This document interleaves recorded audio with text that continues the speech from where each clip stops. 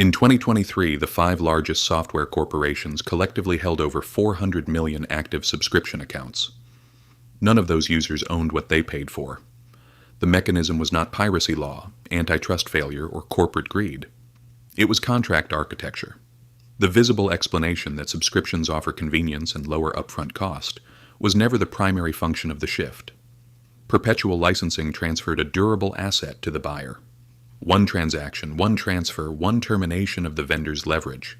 The software company received revenue once. The relationship ended at the point of sale. That structure created a ceiling on extraction. Access-based models removed the ceiling. Under a subscription framework, the vendor retains ownership of the product indefinitely. The user pays continuously for permission to operate software they will never possess. The contract does not transfer an asset. It rents access to a function, contingent on ongoing compliance with terms the vendor controls unilaterally. This is not a consumer preference outcome. It is an incentive outcome. When Adobe converted its Creative Suite to Creative Cloud in 2013, it did not do so because users demanded it. It did so because perpetual licensing had plateaued its revenue multiple.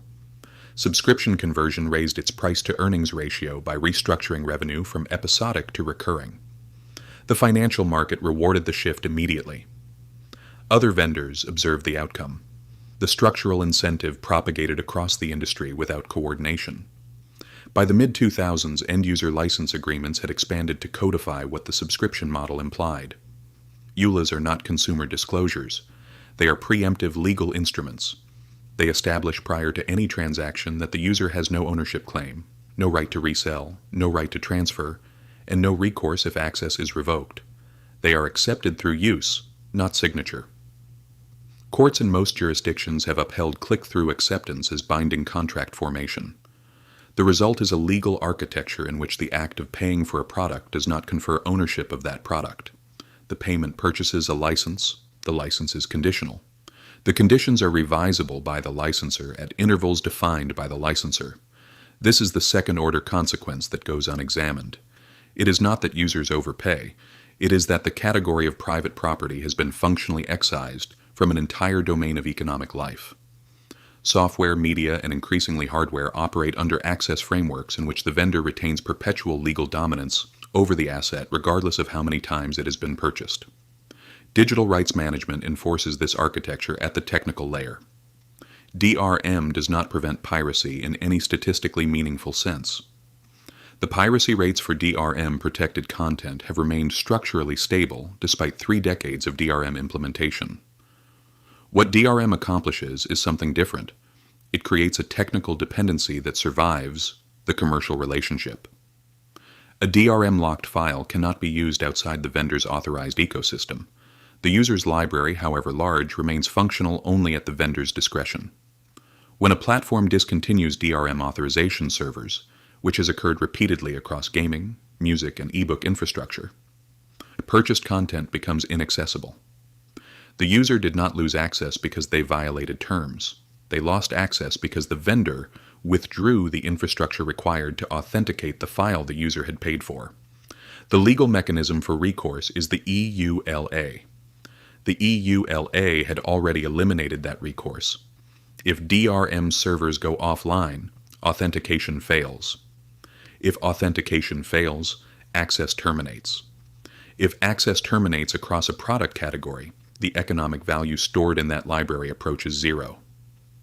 This is not a technical accident. It is the arithmetic consequence of a system in which asset ownership was never transferred. The pressure this creates does not distribute evenly. Individual users absorb the terminal risk. The vendor absorbs none of it. The structural asymmetry is not incidental. It is the output the system was designed to produce. Physical goods are beginning to move through the same architecture. Vehicles manufactured with embedded software now include license agreements governing the owner's right to modify, repair, or operate features of a product they possess physically. Agricultural equipment manufacturers have used EULA frameworks to restrict independent repair of machinery the farmer legally owns. In each case, the contractual layer overrides the property layer. Legal title to the physical object does not confer operational sovereignty over it. The mechanism is identical across domains. Embed software in a physical product. License the software rather than transferring it. Use the license to retain control over the function the physical product performs. The product becomes a delivery vehicle for an ongoing access relationship the vendor governs. This creates a secondary market distortion that compounds with time. Resale value for DRM-dependent products is structurally suppressed because the buyer cannot verify that access will remain active.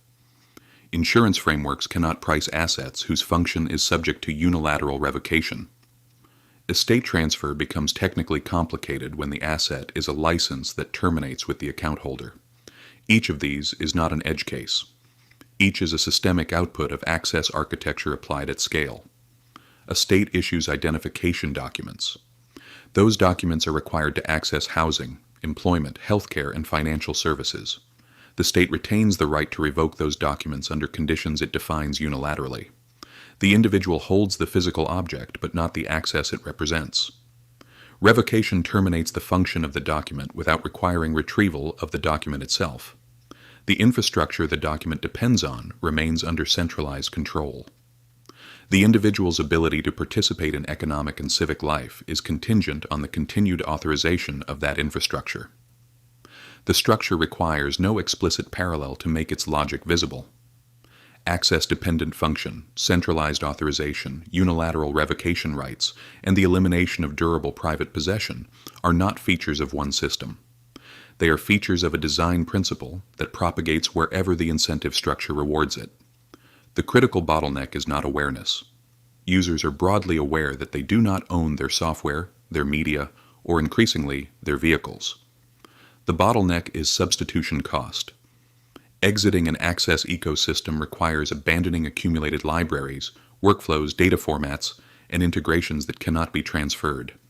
The switching cost is not financial, it is structural. Vendors build that switching cost deliberately, because high switching cost is the mechanism that converts temporary advantage into durable market position. Once a user's professional workflow depends on a suite of licensed tools, the annual subscription is no longer optional. It is a structural tax on continued economic function. The vendor has extracted optionality from the relationship without terminating it. The user remains, paying continuously, because the cost of non-payment is not the loss of a product. It is the loss of the infrastructure of their economic life. This is not leverage as an abstract concept. It is leverage operationalized through contract design, technical dependency, and switching cost accumulation, executed simultaneously across hundreds of millions of relationships continuously. The system does not require malice to sustain itself. It requires only that each participant follow the incentive structure correctly. Vendors maximize recurring revenue by maximizing retention. Retention is maximized by maximizing switching cost. Switching cost is maximized by deepening integration and restricting interoperability. Each step is individually rational. The aggregate outcome is a population of users who possess nothing and access everything indefinitely, at prices the system revises on its own schedule. The entities that endure in this architecture are not those with the best product. They are those with the deepest integration, the most constrained exit, and the longest uninterrupted revenue. Endurance is a function of the structural position, not the quality of what the position delivers. The system rewards those who can make their absence more expensive than their presence. That is not a market outcome. That is a property regime. And it was written in the terms you agreed to before you opened the application.